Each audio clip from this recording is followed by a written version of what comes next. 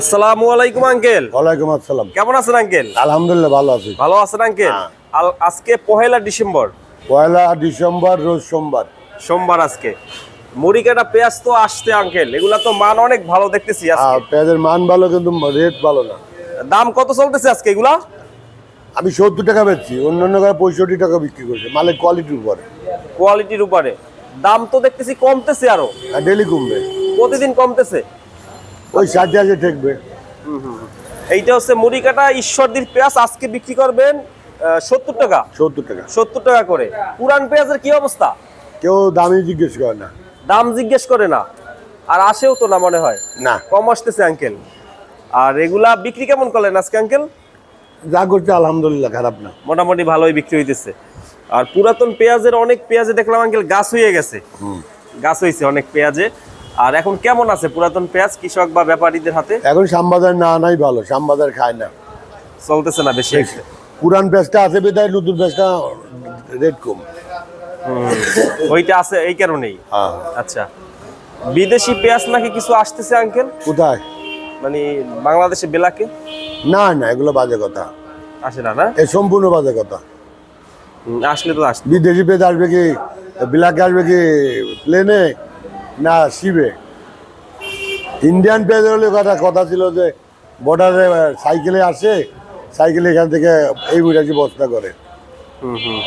তো আঙ্কেল এখন বাজারে যে অবস্থা আঙ্কেল, দাম কি বাড়বে একটু মুড়ি কাটার নাকি কমবে? আরো কদিন পরে আরো কিছু কম লাইনে আসবে। আচ্ছা আচ্ছা, এই অবস্থা। এগুলা বস্তায় কত কেজি আছে? এগুলো আছে 80 কেজির উপরে, 80 প্লাস। 80 প্লাস এরকমের আছে। আর ওইটা বিক্রি করলাম 75-76 প্লাস। এইটা হ্যাঁ 76 এইটার প্লাস। দাম একটু বেশি কা আঙ্কেল? না না, 70 টাকায় বেচছি, মানে ওজন। ও ওজন ওজন ওজন 76-75 প্লাস। আচ্ছা, 75-76 ওজন থাকে। আচ্ছা, মুড়ি কাটা প্রথমে ছিল 80 টাকা 82 টাকা, 2-3 দিন আগে। গতকালকে ছিল 75-78 টাকা, আজকে 70-72। আর 70-65 বিক্রি করতেছে। 70-65 বিক্রি করতেছে। এগুলা না অবশ্য দিন দিন আঙ্কেল দাম কমতেছে। হ্যাঁ, আমদানি বেশি হচ্ছে, আরো কিছুটা কমবে তাই না? পুরান পেস্টের আমদানি আছে মোটামুটি। পুরান পেস্ট ধরতেছে না, ওইটা ধরতেছেই না।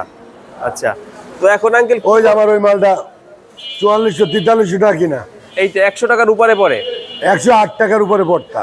এখন কত বিক্রি করবেন? 90 টাকা বলে দেয় নেয় না। এইটা হইছে পুরান পেঁয়াজ আঙ্কেল, 108 টাকার উপরে খরচ পড়ছে এইটা। এখন কাস্টমার কত বলে? 90 টাকা দামই বলে না। দামই বলতেছে না। দামই বলতেছে না, পুরান পেঁয়াজ ধরতেছেই না। না, এটা তো অনেক খারাপ অবস্থা।